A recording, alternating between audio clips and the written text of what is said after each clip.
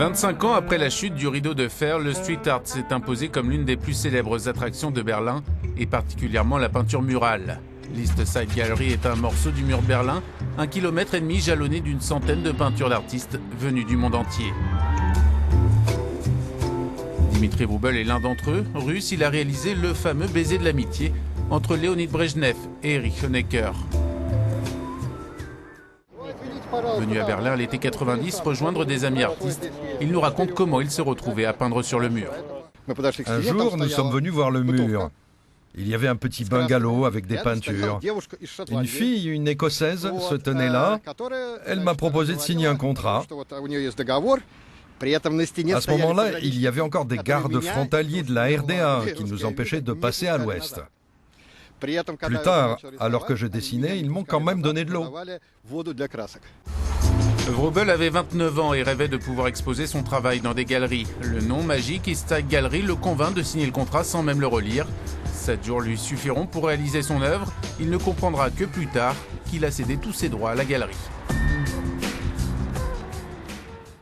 Un matin, j'étais encore au lit. Mon ami Alexander Bradowski me réveille et me jette 2 journaux. Le Berliner Zeitung et le Neues Deutschland, le journal des communistes allemands. Ils avaient écrit « Le baiser de l'amitié, le symbole du mur ». C'était le nom de ma peinture en première page.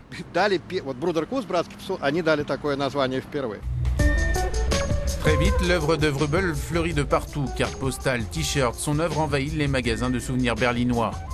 Si le baiser de l'amitié a été interprété comme une allégorie politique, Wrubel nous révèle qu'elle transcrit en réalité une dispute personnelle, d'où la phrase « Mon Dieu, aidez-moi à survivre à cet amour mortel » qui accompagne le nom de l'œuvre.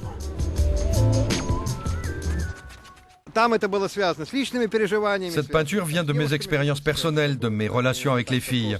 Cette œuvre est dédiée à l'amour, rien qu'à l'amour, à l'image de l'amour. On se retrouve tous chaque jour dans des situations où l'on se sent pris dans un étau. À cette époque, cela illustrait mes difficultés dans ma vie personnelle. Dimitri Wrubel n'a jamais touché le moindre centime pour son œuvre, mais se satisfait amplement de la célébrité qu'elle lui aura apportée. Aujourd'hui, il vit toujours à Berlin. À l'Est, les artistes ont toujours eu très peu de liberté pour s'exprimer. Beatrice, un des groupes de hard rock les plus célèbres de Hongrie à la fin des années 70, aura souvent été en conflit avec le régime et la police. Leur charismatique leader Fero Nagy a souvent été arrêté. Nous étions un vrai phénomène en Hongrie à cette époque, pas nécessairement en tant que groupe de rock ou de punk, mais parce que quelque chose se passait dans nos concerts, quelque chose qui ne pouvait correspondre avec cette société manipulée et contrôlée. En pleine dictature, Beatrice est progressivement interdite, surveillée, harcelée, mais dans le même temps se construit une base de fans solide, principalement issue de la classe ouvrière et de la jeunesse hongroise. Nous avons toujours dit aux gens du régime « Oh, désolé, nous ne savions pas que nous ne pouvions pas dire ça », même si c'était très difficile de le leur faire croire. Après, ils savaient ce que cela signifiait. Plusieurs fois, j'ai vu sur le visage de l'officier qui m'interrogeait qu'intérieurement, il était d'accord avec moi, mais qu'il ne pouvait pas être de mon côté.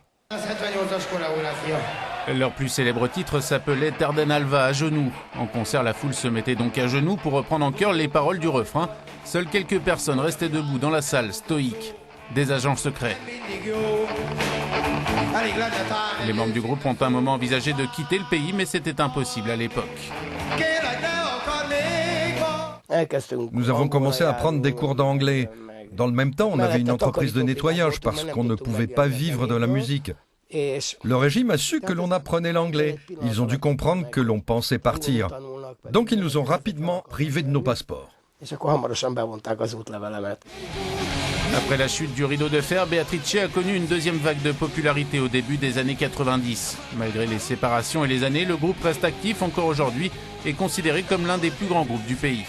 Nous étions restés très populaires. Même dans les plus petits villages du pays, nos concerts attiraient encore près de 2000 personnes. Ça marchait fort, même si nous n'étions pas bons. Nous étions simplement branchés, si on peut dire. En 2005, Ferro Nagy a écrit un livre sur cette époque très particulière, truffé de révélations croustillantes sur les démêlés du groupe avec les services du renseignement hongrois.